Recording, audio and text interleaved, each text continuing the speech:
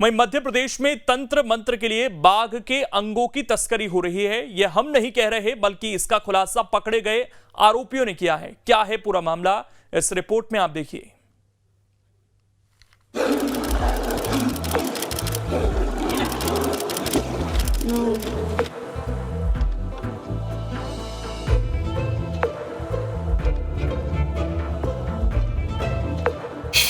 बाघ के मूंछ के बाल की तस्करी, ऊंचे दाम में तांत्रिक कर रही खरीदी।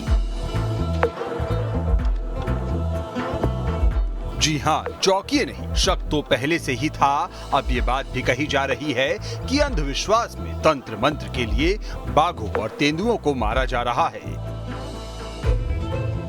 इन बातों को बल इसलिए मिल रहा है कि बालाघाट में पुलिस ने 2 लोगों को पकड़ा है, जिसमें यह बात सामने आई है कि ये बाघ के मूंछ की बाल की तस्करी करते थे। तंत्र मंत्र करने वाले उन्हें अच्छी कीमत देते थे। पुलिस ने उनके पास से कुछ बाल भी बरामद किए हैं। मतलब साफ है कि प्रदेश में शिकारी भी सक्रिय है, क्योंकि बाघों के शिकार के बिना ये मुमकिन नहीं कि उनके बाल तांत्रिकों को बेचा जा सके। अभी ये बालाघाट, ये सिवनी और ये इन जिलों में अभी काफी शिकारियों को जो वन्य जीव जैसे बाघ के शिकार में पकड़े गए हैं। ज्यादातर लोगों ने बताया तंत्र क्रिया के लिए इसका मूंछ, इसके शरीर का पूरा विभिन्न हड्डी और दांत और नाखून का उपयोग कर रहे हैं। ये सदियों से पहले इसका उपयोग हो रहा है, लेकिन अभी बंद हो गया था। लेकिन कुछ ऐसे तांत्रिक फिर से हो गए जो बड़े शहरों में लोगों को गुमराह करके इस अंगों की मांग करते हैं। इसकी पूर्ति के लिए स्थानीय जो वन्य जीव बाहुल्य और जो वन्य प्राणी जैसे बाघ बाहुल्य क्षेत्र है, उस पे एजेंट तैयार कर रहे हैं। और इस पे अगर नियंत्रण नहीं लगाया गया और निगरानी नहीं रखी गई तो निश्चित रूप से ये मध्य प्रदेश एक जो बाघ स्टेट कहलाता है, ये संकट में आ जाएगा। वन विभाग के मुताबिक अंधविश्वास में जादू टोना और तंत्र मंत्र किया जाता है। तांत्रिक बाघ के मूंछ के बाल, दांत, नाखून का इस्तेमाल करते हैं। तांत्रिक तस्करों से बाल और दांत खरीदते हैं। तस्करों को अच्छी कीमत मिल जाती है। ग्रामीण इलाकों में इसकी मांग ज्यादा है। वैसे ये पहली बार नहीं हुआ है जब आरोपियों ने बाघ और तेंदुओं के अंगों की तस्करी की बात कबूल की हो। इसके पहले भी दांत और बाल बेचे जाने का मामला सामने आ चुका है। कई आरोपियों ने तो तेंदुओं के दांत को बाघ का बताकर भी बेचा था और ऊंची कीमत भी वसूल की थी। हालांकि अब आरोपियों से मिली जानकारी के बाद टाइगर रिजर्व फोर्स के कान खड़े हो गए हैं। बाघों और तेंदुओं के रिहायश वाले इलाकों में पेट्रोलिंग बढ़ाने की बात कही जा रही है। लेकिन बड़ा सवाल ये है कि जब केंद्र मदद देने के लिए राजी है, तो फिर स्पेशल प्रोटेक्शन फोर्स का गठन क्यों नहीं हो रहा है? आखिर बाघों और तेंदुओं की सुरक्षा मुफीद क्यों नहीं की जा रही है? लगभग पिछले 5 वर्षों में सैकड़ों बाघ जो हैं, कहीं किसी का शिकार हुआ है, कोई दुर्घटना में मृत पाए गए हैं, कोई अप्राकृतिक कारणों से मृत पाए गए हैं। और इससे कहीं ना कहीं जो है हमारे टाइगर स्टेट का दर्जा जो मिला है, उस पर कहीं ना कहीं बट्टा लगता है, ऐसा मेरा मानना है।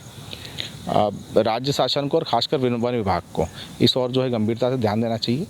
मैं इस घटनाक्रम में और ये जो लगातार घटनाएं घट रही, जैसे कोई शेर के जो मूंछ है उसके बाल मिल रहे हैं शिकारी के पास में, कोई इसका शेर की चमखाल मिल रही, कहीं नाखून दांत मिल रहे हैं, तो कहीं ना कहीं शिकारी जो है वो सक्रिय हैं। और शिकारी सक्रिय, इसका मतलब कहीं ना कहीं प्रशासनिक तंत्र जो है, जो वन विभाग का अमला है और जो ये रिजर्व फॉरेस्ट को देखने वाला अमला है, वो कहीं ना कहीं अपनी कार्यशैली में सुधार नहीं ला पा रहा है या उनकी कमी है कार्यशैली की, इस कारण से घटनाएं घट रही है। एक अंधविश्वास को लेके उस बालाघाट, बैहर, कवर्धा के बेल्ट में अंधविश्वास को लेके ये चीज़ें होती हैं कि शेर की मूंछ और दांत और इन सब का उपयोग तंत्र विद्या में यूज़ किया जाता है। ये बेल्ट उस चीज़ से ग्रसित है, इसकी वजह से हमको देखने को मिला है। लगातार मध्य प्रदेश की सरकार ने बाघों की स्थिति को लेकर बेहतर काम किया है। मध्य प्रदेश को टाइगर स्टेट का खिताब मिला है। हमने उनके जोन निर्धारित किए, उनके प्रजनन के लिए उनके जोन निर्धारित करें। हमने वहाँ पे पर्यटकों को जाना बंद करा दिया, जहाँ पे बाघों की संख्या अधिक है उनको डिस्टर्बेंस ना हो। ऐसी सारी योजनाओं को लेकर बाघों को लेकर जो है मध्य प्रदेश की सरकार काम कर रही है। लगातार हमको टाइगर स्टेट का खिताब मिला, आगे भी मिलता रहेगा और जहाँ पे भी ऐसी कार्रवाई होगी, ऐसा मामला सामने आएगा जहाँ पे बाघों का शिकार हुआ, निश्चित तौर पे सख्त से सख्त कार्रवाई की जाएगी।